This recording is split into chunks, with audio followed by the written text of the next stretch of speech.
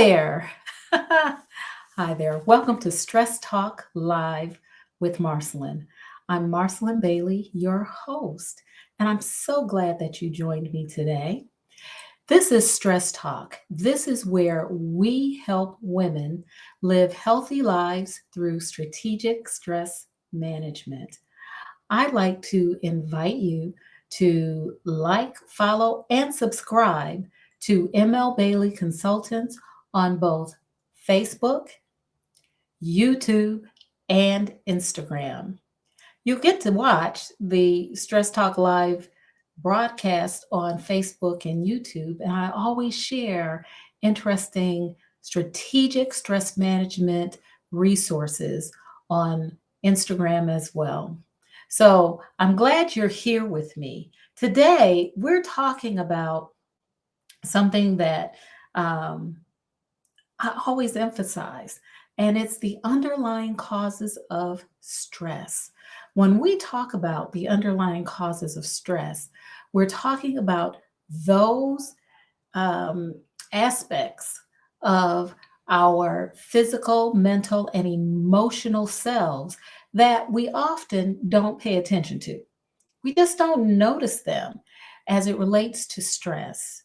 And so I want us to begin to think about those underlying causes because once we're able to do so, then we will in turn be able to develop a strategic, sustainable stress management plan that will help us to alleviate the overwhelming stress that we experience, and it will help us as well to boost our energy.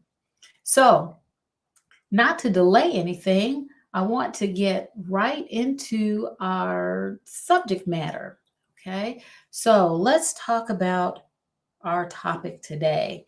I'm talking about why stress free women release stinking thinking to be amazing. Now, it's kind of, you've heard me say before that we cannot be stress free, and we can't. Being stress free is not, it's just not accurate. We can't be stress free. We actually need stress in our lives. We don't always call it stress, but basically, stress is stress, right? The reason I put stress free in the title is because I knew it would get attention. Everybody wants to be stress free. Well, actually, we want to be free of overwhelming stress. That's what we want to be free of. We don't want to be burdened with the weight of overwhelming stress. And so, one way to do that is to dump stinking thinking. Now, you've probably heard that phrase before, stinking thinking. And stinking thinking is, for me, thinking in ways that are counterproductive, thinking in ways that are negative, thinking in ways that actually hurt us or harm us more than it helps us. Stinking thinking will keep us paralyzed and prevent us from going forward. And it also adds to the overwhelming stress that we experience. So, I want to share with you 3 points that is related to our topic today. First, our topic, why? Why would a person want to get rid of their stinking thinking, particularly women? Well, it's easy. It's very easy when we are not thinking negative thoughts, when we don't have negativity in our brain, rolling along, being repeated over and over and over again, it opens us up to possibilities.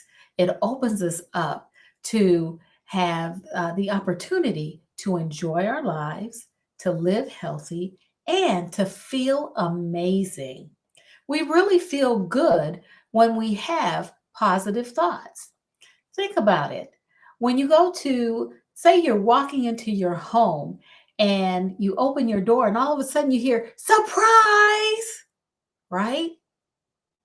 You hear surprise, your heart starts pounding, it's beating harder, it's beating faster. You're trying to figure out what's going on because you've been startled and you don't know if you need to run and hide or if you need to get ready to fight. But then you realize that it's your friends and your family, and they're throwing you a surprise birthday party. All of a sudden, the thought that you had flips, and that stress becomes a positive. And you're very happy that your friends and your family thought so much of you that they would want to surprise you with such a nice and gracious gift of a birthday party, right?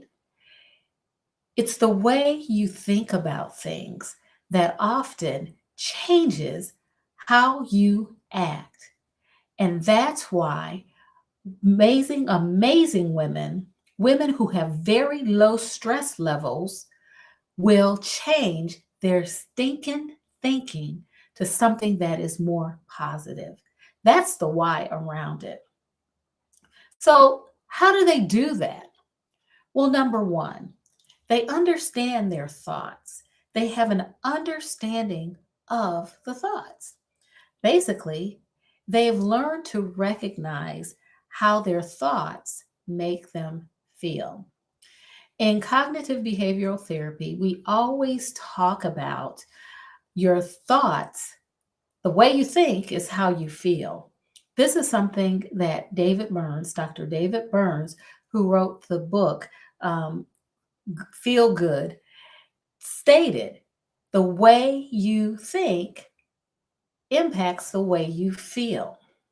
And so we can always, if we're thinking negatively, we're going to feel bad. We're going to be frustrated. We're going to be sad. We're going to be depressed. We're going to be um, down, right? So the way we think affects us. Think of a baby. When a baby is learning to walk, babies fall all the time. A baby may be startled by falling, but they get up and they keep walking or they keep trying to walk. It's only when the adults around them make a big deal out of their falling. If they fall and they go, oh my goodness, oh my goodness, oh my goodness, then the baby learns that, oh, this was a bad thing and I'm going to cry. However, if the adults around that baby start cheering and laughing and making it lighthearted, that baby's gonna chuckle and laugh too. They start clapping, yeah, and then they get up and they try it again. Adults, however, we've learned to respond a certain way based on the experiences we have. And so, if something happens that we don't like, or if something happens that makes us uncomfortable, we will respond. We'll have a thought, and that thought makes us feel discomfort, discouragement. We'll feel unhappy. We'll feel sad. We'll feel frustrated, and on and on and on. Stress free women who are amazing have learned to recognize how these thoughts make them feel. They also will begin to um, look at their mood and their feelings, and they will begin to notice how their mood and their feelings affect their actions. When we are frustrated, when we are discouraged, when we are disappointed, when we feel sad, we may have a tendency to stand still. We don't act, or we become hesitant in taking action because of how we feel. So, we want to make sure that how we feel does not affect our ability to take action. And these women know that. They know how their mood and their feelings affect their actions. And they do so by comparing their thoughts and the resulting feeling. They connect their thoughts with how they feel. Now, to do so takes some introspection. You have to really go inside and you have to take the time to figure out, okay, what was I thinking? What was I thinking just then? And how did that thought make me feel? So they actually take time to do that. And they ponder and they study themselves so that they can have clarity and understanding about number one, their thoughts, and number two, how those thoughts made them feel. As I said before, our actions really, our feelings often affect our ability to act. So if we're feeling positive about things, we have the tendency to move forward. If we have a negative feeling about things, then we stall, we procrastinate, or we don't take action at all. So these women, the women that I'm talking about, the women who are amazing and who have very little stress, such as to feel or to appear stress free, they are very aware of their thoughts and their feelings and how their feelings affect their ability to act. Another thing is that they have clarity about their own thought patterns. Now, this is, I think, very important because we rarely have just one thought about things. We usually have a pattern of thinking that is pervasive. This is another thing that Dr. Burns talked about in the Feeling Good, in his book, Feeling Good, The New Mood Therapy. He talked about 10 distorted ways of thinking. And there are 10 different categories, really. But I'm just going to share three of them. One is all of nothing, all or nothing.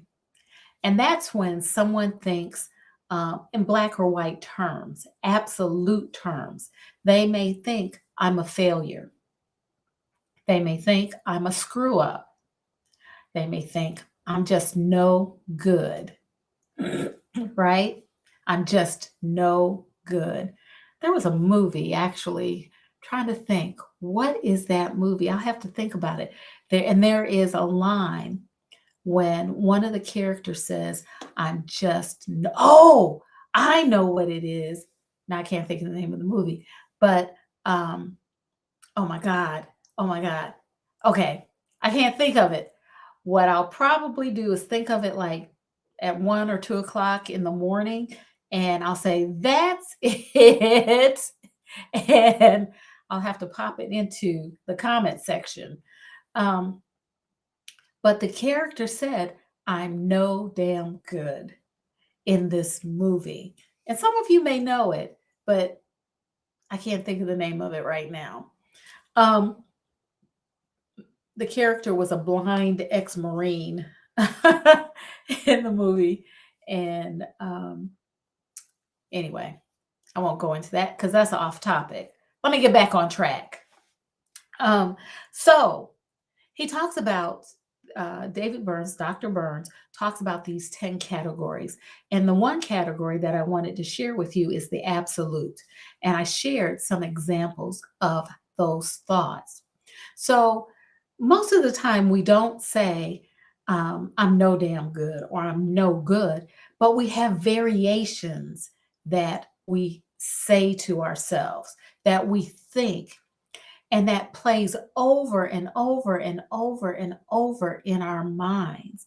And sometimes, because we have that thought, it will prevent us from taking action, or it will encourage us to give up before we've completed an action.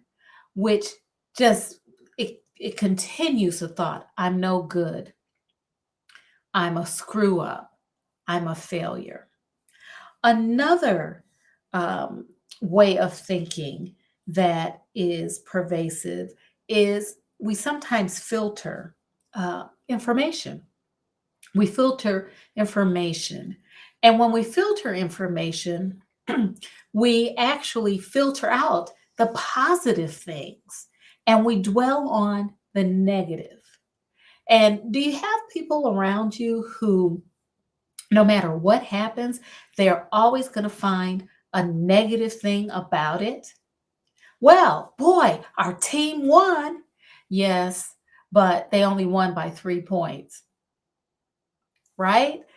Or, boy, that was really a great speech you gave. I love your topics. Well, I messed up in the middle. I forgot what I was going to say and I had to improvise. So they filter out all of the positive facts and they focus on all of the negative. Everything is negative. Excuse me. Oh my goodness, I left my water. Pardon me. They focus on the negative. A third, um, a third thing that I wanted to share with you is just overgeneralization. So they apply their train of thought to everything, to every situation, every event, every occasion, every incident that occurs. They apply their general thought that's negative to everything, whether it applies or not. So, women who are amazing and who have very little stress recognize their own thought patterns, the patterns that are pervasive in their thinking. And this is very key. So, I've shared with you several things. I've shared with you how women who are amazing have very little stress. And what they do, they understand their thoughts, and they understand their thoughts by recognizing how their thoughts make them feel. They know how their mood and their feelings impact their ability to take action, and they have clarity around their own thought patterns. Next, I want to share with you how they do that, how they monitor their thoughts. The main thoughts that these women will monitor are their automatic thoughts. And we've talked about automatic thoughts in other episodes of Stress Talk Live. Automatic thoughts are those fleeting thoughts that get through your brain before you even recognize that they're there. The only thing that you recognize are the feelings that occur in response to those thoughts. That's why oftentimes it's difficult for us to attribute a thought to the way we feel because the thought was so fast. It's like Speedy Gonzalez or the Road Runner. They're like, zoom, they're gone before we can even process the thought. But the thought is so powerful that it causes us to have a feeling. Now, that feeling can be negative or positive, but we tend to hold on to the negative feelings. We tend to embrace those and carry those around, which adds to the stress that we have, the burden of the stress that we have. So these women will, as I said before, take an introspective look at what they're thinking. And they actually try to determine if there's truth to the thought. First, they may say, oh, I have this feeling. What was I thinking right before I felt this way? And then they'll ask themselves, is it true? Where is the evidence? It's like playing detective with yourself. Where is the evidence? Where is the evidence that the thought I just had is true? So I think that we often think that just because we think something, that makes it true, that makes it fact. But that's not the case. That's not the case at all. We have to find the evidence, either to dispel it, dispel that thought, or to validate that thought. And amazing women who have very little stress do that on an ongoing basis. The other thing that they do as they're monitoring their automatic thoughts is they notice the triggers. What are the triggers that drive their beliefs, their belief system, or trigger those thoughts? Are they are they experiences that they've had throughout their lives, or are they repeated messages that they've had throughout their lives? Because what happens in our brain catalogs experiences and it tries to protect us or shield us from negative experiences. So what it does, if it observes or receives data that says this is similar to incident A, be careful, be careful, be careful, it will start replaying the tape of incident A, whether the situation is exactly like incident A or it's not. So that's why it's important to recognize the triggers, recognize what drives those thoughts. Are they beliefs that are rooted in experiences that they've had or messages that they've received over the course of a lifetime? The next thing is understanding that we can reframe those thoughts. We can either determine whether a thought is healthy for us to have or unhealthy for us to have. And we can certainly reframe it so that it is healthy. We can use it, the experience, as a learning experience, and we can move on with our lives. So it is very important for women in particular, especially if they want to be stress free, stress less, and amazing, to begin to monitor those automatic thoughts, being introspective, doing it repeatedly so that they can determine, is it true? What is that thought? First of all, what is that thought that caused this feeling?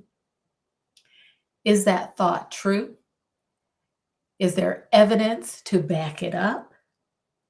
What triggered that thought? Experiences from the past, things that I've been told repeatedly, and how can I reframe it so that this can become a learning experience instead of something that is negative, which adds to the burden of the stress that I experience. Does that make sense? If it makes sense, pop a yes in the comment section. And those of you who are watching on the replay, listening to the podcast, just pop it in the comment section that yes, it does make sense. So we've talked about understanding our thoughts. We've talked about monitoring our automatic thoughts. Now we're going to talk about letting them go. Because this month, that's what we're doing. We're letting it go. We are not going to be like the movie Groundhog Day, where they just kept replaying and replaying the day over and over and over again. We are going to learn to let it go. So, number one, first thing you need to do in order to begin to let go of your stinking thinking is to gain an understanding of your thoughts and your thought patterns. That's exactly what amazing women do. Second thing is you want to monitor on an ongoing basis for evidence to validate your thoughts, feelings, and or beliefs. And when we say validate, is it true? Where's the evidence that says this is true? If it is not true, which more than likely it's not true, you want to reframe your thinking so that you change it from a negative to a positive, or you dispel it and just say, that's not true. I'm thinking it, but it is not true. Here is the truth. Here are the facts. Here is the evidence that proves what I just thought is not true. And then release the negative. Say bye bye, bye, adios, hasta. We won't hasta. We're not going to see you tomorrow. You're gone. Bye bye. Okay. You want to do those three things to let it go. Gain an understanding of your thoughts and thought patterns. Monitor for evidence to validate your thoughts, feelings, and beliefs. And third, reframe and release. Reframe that thought from negative to positive and release the negativity. I want to share with you that this is what a therapist can help you to do. You can also work with a stress management consultant to um, help you work through these things, help you to recognize those automatic thoughts, especially the negative ones, and to work through and develop a plan to help you to do as I suggested. Monitor, release, reframe, and then release. So, we've just talked about why stress free women release thinking to be amazing. Number one, they understand their thoughts. Number two, they monitor their automatic thoughts. And number three, they make a habit of letting go of the negativity. I want to invite you to take the quiz. Are you blessed, stressed, or burned out? You'll find the quiz at this link that's scrolling above my head. Yep, it's scrolling above my head. Take the quiz. When you take the quiz, not only will you find out the level of stress that you're experiencing and the intensity, you will also have access to free resources to help you to begin to develop a strategic, sustainable plan to lower your stress levels. That's why I'm here. Not only that, I want to share with you that on Friday, I had an opportunity to lead a guided meditation on my Real Social Workers Online Magazine Facebook page. And I've asked those who see it to tell me whether they want more of that. The guided meditation lasted for about 15 minutes. The session in itself lasted for about 15 minutes, and it was a nice little midday interlude. I've gotten really great comments and good feedback, but I want to invite you to take a look at the Real Social Workers Online Magazine page and take a look at that live guided meditation. If you liked it and you want me to do more, make sure you follow me on that page and put in the comment section, yes, we want more, because I'd love to do some more. That was fun. It was a fun time. Well, that's all for now. Remember to take the quiz. Also, join me here every Sunday, except next week, because next week is Super Bowl and I'm going to be watching. Yeah, I'm watching the Super Bowl next week. And I hope you will too, especially if you like football. If not for the football, watch it for the commercials. But Other than next week, I will be here the following Sunday at 7 p.m. You can catch me on Facebook and YouTube, and you can also catch the replays on both of those. Well, that's all for now. I'm Marcelyn Bailey. As always, take good care.